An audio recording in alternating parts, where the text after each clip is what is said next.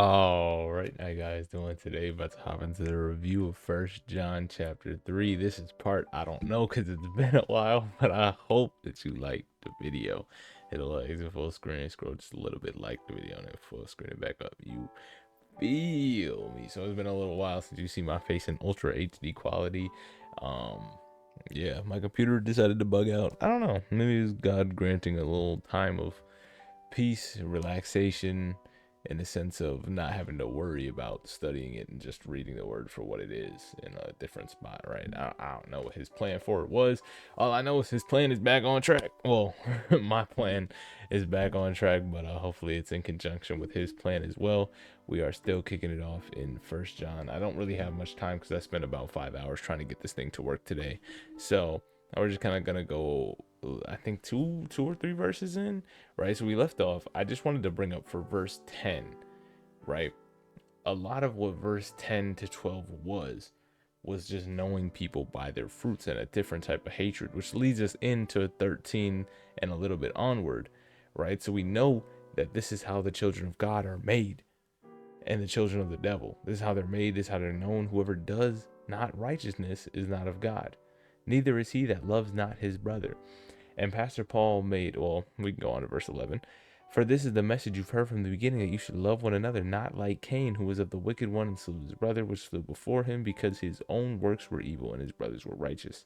And Pastor Paul made note that this is just evidence, right? This is what we've seen, that wickedness is always going to hate righteousness, because the world has the innate feeling inside when they look at us and they look at righteousness and they know that's not what they're doing and they know that it's wrong. Sorry, my neck is cramping, right? They just know that it's wrong and they innately hate it because they realize they're not that and they realize they're not the good ones, and that just yields anger, right? And Pastor Paul mentioned he hates that the Bible gives so many warnings, right? Warnings about you'll know them by their fruits, warnings about this is how you can spot this is how you can spot that, this is how you take care of this and that and all this stuff. And he said he wishes that it could just be, let's talk about Jesus, let's talk about this, let's talk about that, and let it be happy, right?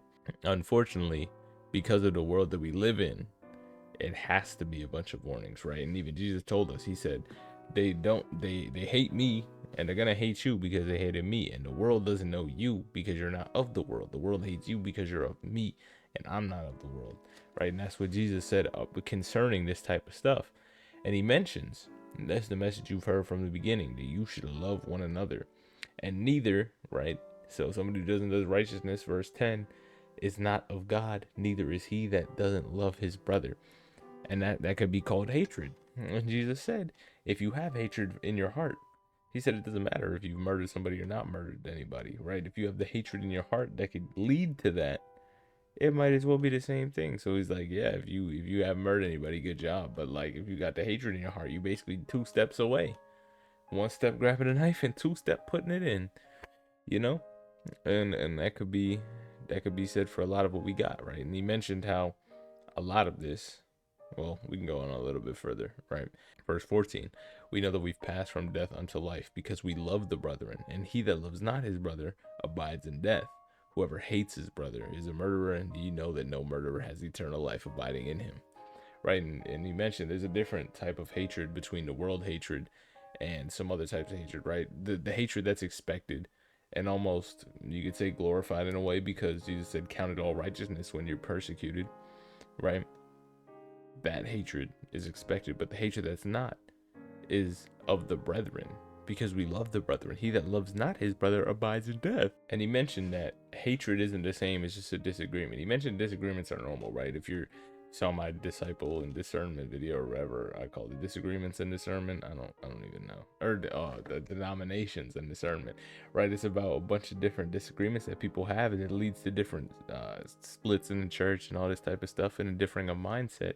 And people disagree all the time. Do you think the rapture is going to happen, pre-trib, post-trib, the virginity, the intercession of saints, the transmutation, whatever you want to say? There's so many disagreements, right? Those are just on the forefront of my mind. They're not meant to attack anybody, don't you worry.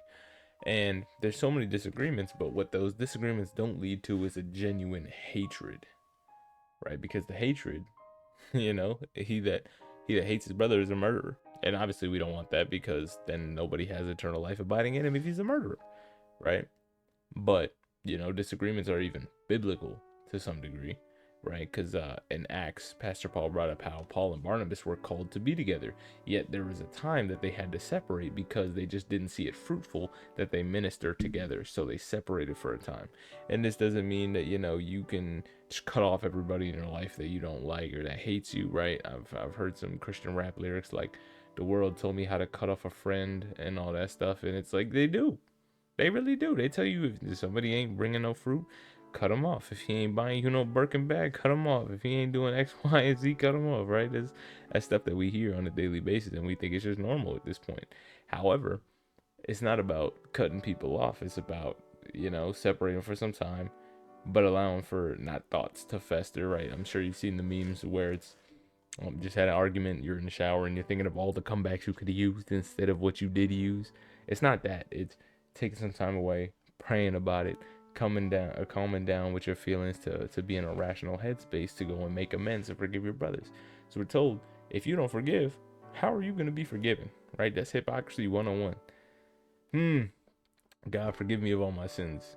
Yo, screw that guy though. He ain't get forgiveness, but God, please forgive me. Right? That's just hypocrisy. You know, we can't expect to be forgiven if we aren't willing to forgive ourselves, right? Same way that we actually, no, there's no better example. We can't expect to do all that. That's why I hear people talk about oh yeah, give this person to death. Oh yeah, Jesus talk about the millstone hung around the neck. There's no forgiveness if you hang the millstone around the neck.